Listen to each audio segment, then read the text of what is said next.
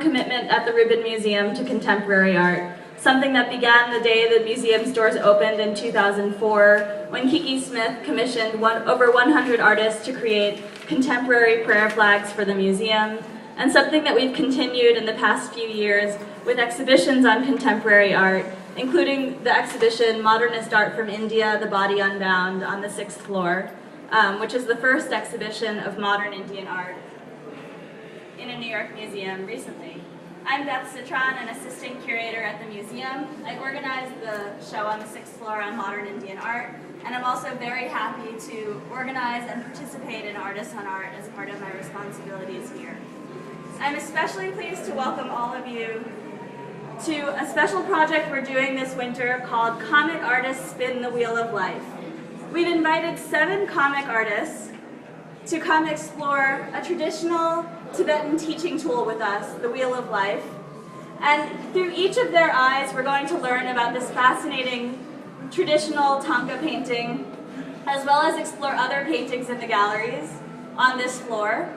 And the goal of this is that eventually each of these artists is going to contribute one section of the Wheel of Life to a broader composite of the work, and it's going to go on view downstairs in the museum's cafe at the end of April. And I'd like to invite all of you to keep up with this project as it develops. This is the 2nd week in the series, to join us almost every Friday from now till the end of March, when a different artist will talk about the Wheel of Life. And then at the end of March, when we hold an open studios on a Wednesday night, and you can meet and talk to and learn from each of these artists on an individual basis. This evening, I'm very pleased to welcome Ben Granoff, who is an NYU graduate, a former Marvel Comics intern, and has freelanced working on a number of projects, many commercial projects that you may be familiar with, for Universal Pictures, Sobe Beverages, and Columbia University. One of his main interests is narration and familial and personal relationships, and that's something that I know he's interested in exploring as we talk about the Wheel of Life tonight. So I'd like to welcome Ben and welcome all of you. And for your comfort, we have portable jump seats over here in the corner. So if you'd be more comfortable sitting, even though we will be moving around a little bit, I invite you to come quickly and take one of these seats and gather around. And while you're doing so, you may want to take a close look at the Wheel of Life as we get started talking. So here are the jump seats, and please join me in welcoming Ben.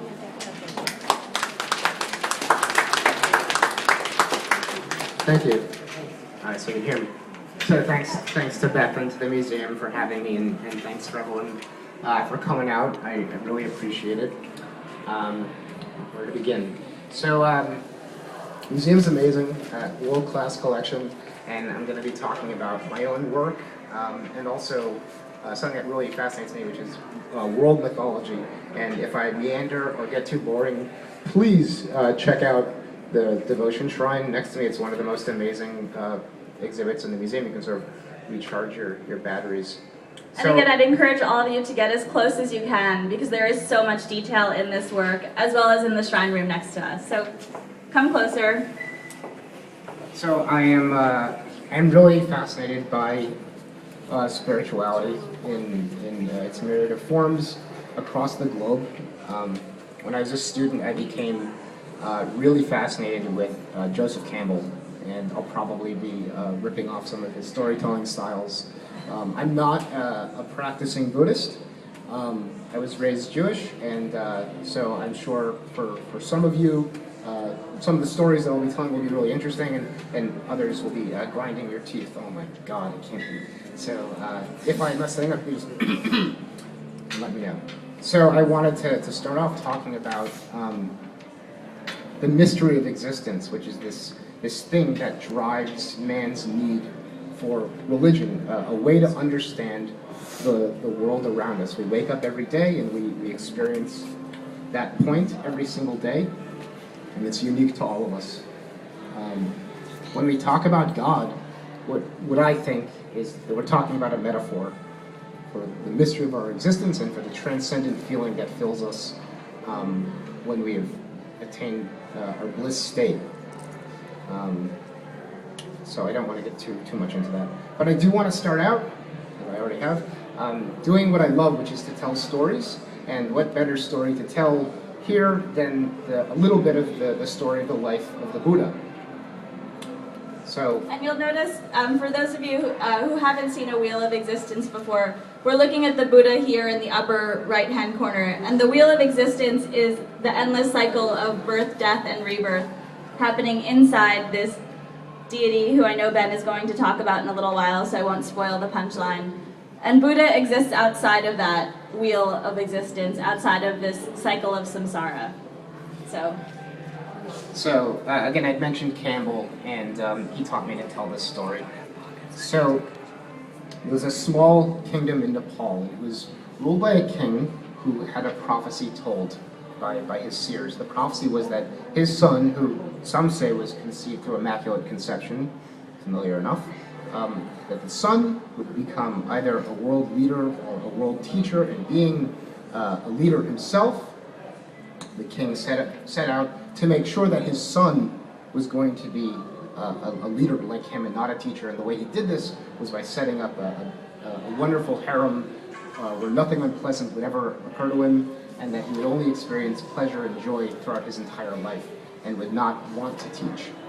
If you want to give a young person a shock when they find out what life is about, this is the way to do it. So Siddhartha comes of age. He's a young man, and he decides that he wants to venture outside of the palace. So he does that with his charioteers and his envoy. They go out, and they pass by a sick man. The prince has never seen this before. My God, what is this? This is sickness, and it so sickened him that they had to go right back to the palace.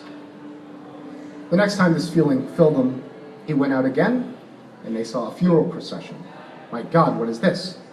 This is death. This is death. This is coming to me. This is coming to all of us.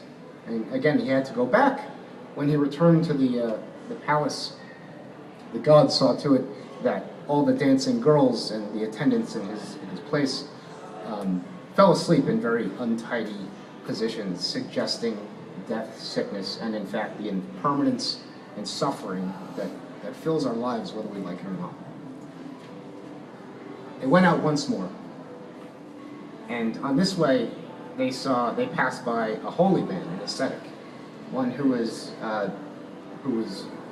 following the Opus Dei style of I can't say the word, flagellations, the self-torture that brings you closer to spiritual enlightenment, supposedly.